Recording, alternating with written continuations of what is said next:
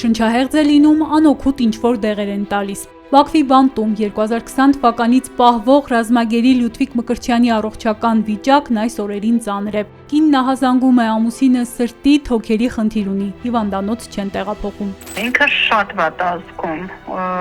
բժշկություն չկա ընդհանրապես, ասում եմ բախտ ա եղել, որ ժամը 4-ից հետո ընդհանրապես բժիշկ չկա, վատացել է, այնքան մնացել, մինչև հաջորդ օրը առավոտ լույսը բացվել է, նոր բժիշկ ա եկել, ինչ որ իրան տեղ ա տվել, որը էլի ոչ մի բան, ոչ մի արդյունք։ Խոսում են գրեթե 40 օրը մեկ, ասում է Մկրտչյանի կինը։ Հիմա ամուսնու հաջորդ զանգին են սպասում, որ իմանան ինչ վիճակում է։ Ռազմագերու գործը եվրոպական դատարանում է, դատաքննությունը չի սկսվել։ Կինն ասում է, արագ պետք է գործել։ Խնդիրներն իսկապես լուրջ են։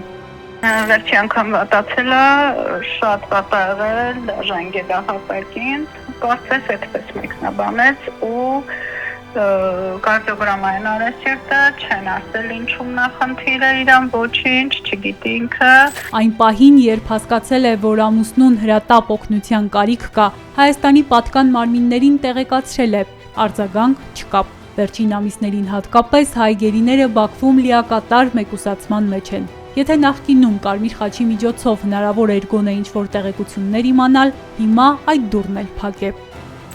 Մյուս կողմից Ադրբեջանի վերաքննիչ դատարանում շարունակվում է հայ ռազմագերիների ու քաղաքացիական անձանց գործով դատավարական ֆարսը։ Միջազգային իրավական հարցերով ներկայացուցիչ գրասենյակի նախկին ղեկավար Լիպարիտ Դրմեյանն ասում է, որևէ կերպ չպետք է ապավինել ադրբեջանական արդարադատությանը։ Փորձը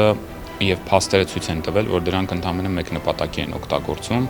այսպես շղարշ քաշել, առերևույթ ցույց տալ, թե իբրև Ադրբեջանը ժողովրդավար երկիր է եւ արդարադատություն կարող է իրականացնել անգամ հայ ռազմագերիների նկատմամբ։ Մինչդեռ միջազգային բազմաթիվ դատական ակտերը փաստում են, էթնիկ հայերը Ադրբեջանում իրավական պաշտպանության որևէ հնարավորություն չունեն։ Հետևաբար Դրմեյանը համոզված է, հարցի լուծման բանալին քաղաքական դաշտում է։ Հարցը ունի քաղաքական լուծում եւ այդ քաղաքական լուծման համար պետք է քաղաքական ճնշում գործադրվեր Բաքվի նկատմամբ, որպեսզի այնտեղ պահվող մեր հայրենակիցները վերադարձվեին։ Քանի դեռ Երևանը ճնշում չի գործադրում, դեռ ավելին, օրհասական հարցերն օրակարգից դուրս է թողնում, Բաքուն իր կողմից ճնշումն ավելի է սաստկացնելու, ասում է Դրմեյանը։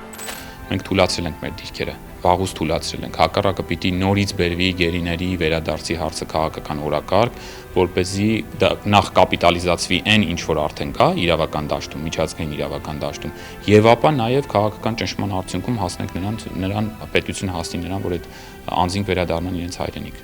Միջազգային իրավական պրոցեսներում Հայաստանի դիրքերն ամուր են, այստեղ է, որ Բաքուն փորձում է թույլատրել Հայաստանին տարբեր ճանապարհներով։ Մեկն օրինակ միջազգային ատյաններից հայցերի հետ քաշման պահանջը, որը տեղ գտավ Խաղաղության համաձայնագրի նախաստորագրված տեքստում։